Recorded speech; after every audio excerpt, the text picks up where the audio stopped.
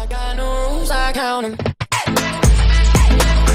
got no rules, I count 'em. Bread, been down, bread, been down, my bread, been down, been open. All right, so earlier today, we finally got our roadmap by James Gunn for what the future of DC Studios movies and TV shows are going to be. A lot of people are like hyping this up. It was like, oh, when's the announcement coming? When's it coming? I think one person from Congress actually tweeted and was like, yo, you better bring this, or like I'm coming after you. It looks like James Gunn kind of took that seriously, so it turns out he's officially unveiling it to the public today. So I already know what's released. So I know there's like Swamp Thing is coming out, Supergirl movie, Amanda Waller series is coming out. So I kind of know like so I already read what's releasing before me watching this. But what I want to know is like, okay, like how is this going to come about? Like I'm seeing the title like Gods and Monsters. Is that what this like phase one of movies is going to be called? So I'm very excited to see what's going to happen. But I do have some questions at the same time. So without further ado, let's take a look. Hey everybody, I'm James Gunn. I'm the co-CEO of DC Studios. So as many of you know, DC has been disconnected in film and television for a long time. Yep. So it's one of, our jobs, mine and Peter's, is to come in and make sure the DCU is connected in film, television, gaming, and animation. Yeah, they're following the the Star Wars characters are route. consistent, played by the same actors, and it works within one story. And if something is outside of that, like Matt Reeves' Batman or Todd Phillips' Joker or Teen Titans Go, that it is clearly labeled as DC Elseworlds, outside of the mainstream DCU continuity. Okay. Now, Peter and I have gotten pretty lucky in terms of the 4 projects that are coming out over the next year. First, we have Shazam! Fury of the Gods. Shazam has always been off kind of in his own part of the DCU, so he connects very well. That moves directly into The Flash, a fantastic movie that I really love, that resets the entire DC universe. Then to move into Blue Beetle, a fantastic film about a kid who's a marvelous part of the DCU. So does The Flash causes the universe reboot? Which leads directly into our next few projects, which I'm going to tell you about now. So, Peter and I, along with a group of very talented writers, have started to map out an 8 to 10 year plan of what DC Studios will be in film, television, and Let's gaming. go. This first chapter is called Gods and Monsters. Now, what I'm about to tell you, is a part of the first chapter. It's not the entire. Okay, so it's not the full thing. The first project is Creature Commandos. What? Creature Commandos is an animated series. I've written all the episodes.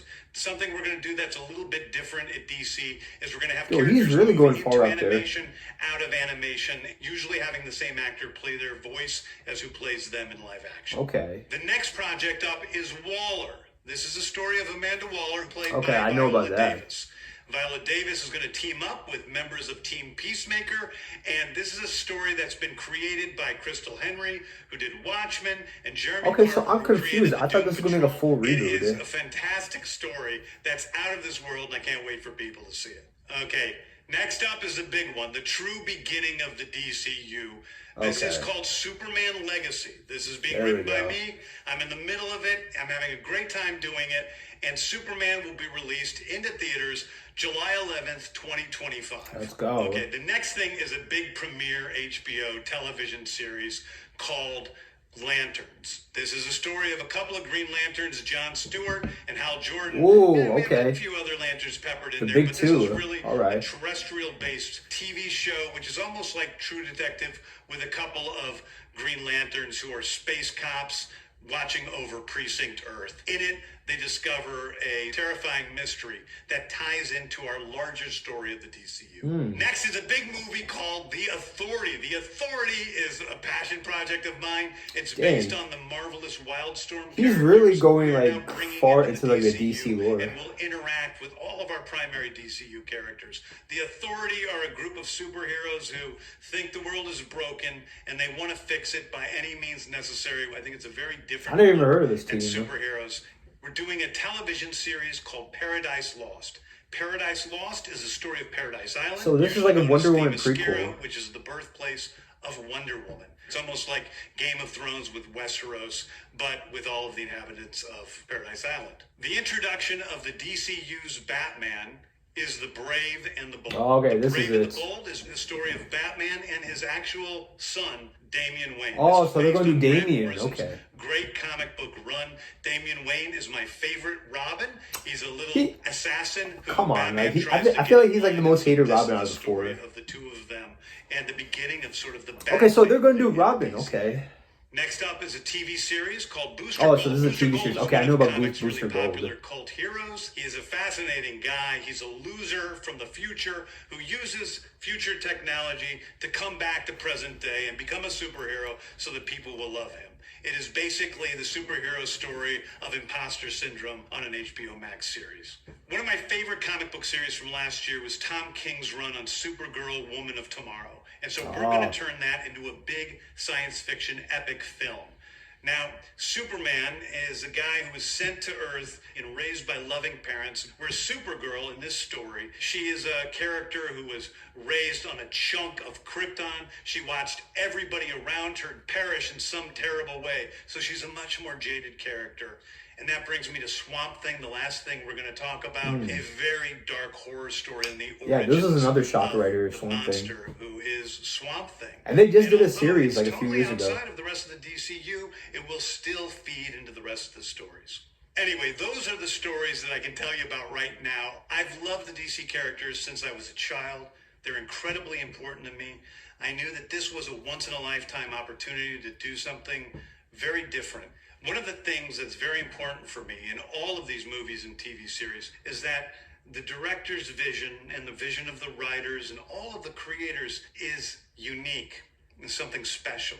Storytelling is always king. That's all that matters to us. And I want to be true to those stories. I want to be true to you guys and really give you something different than you've ever seen before. Anyway, thank you, everybody. I appreciate you watching. I hope this was exciting for you because it's really exciting for me. And I can't wait to start to dive into these stories with you guys on this grand adventure. Thank you so much. Okay, so that was James Gunn's Slate, Gods and Monsters. So now we kind of know what what this whole slate about. Now I believe he said this is like what he can share so far. This is not the full slate of like his like chapter 1. So very interesting. So like I think he has like more that he's going to reveal later on. But like yeah. So like one thing I did notice is like. If you read the reports, like people are saying this is going to be a full-blown reboot, but at the same time, like Amanda Waller, played by Viola Davis, is going to be in this. So I'm confused. Like, so is this a reboot or not? It's like, and like he also did say that the Aquaman: The Lost Kingdom is going to lead directly into the new DCEU. So I have no idea what's going on. So is this actually going to be like a reboot, or are they going to actually carry over like a few things from like the old DCEU into this new universe? I'm not sure. Yeah, like some of the projects are like really surprising. The Authority, Booster Gold, like those are real obscure characters right here. I assume like what a lot of us thought was like he's gonna go first with like a huge heavy hitters, which I think he should, and then later on go into like the more obscure characters. But like no, he's doing big characters as well as like the smaller characters. So we'll see if it's gonna work or not. I know DC, like they definitely need like a Kevin Feige type person to like run their whole studio. Like they believe they got that in James Gunn and Peter Safran. So we'll see. I'll give this a shot. If they have a plan to stick to it, like hopefully it'll work out. But yeah, I do know like the Snyder fans are like really mad about this. But we'll see what happens. But guys, leave your comments below, like and subscribe. Follow me on Instagram, Sean _. Take care.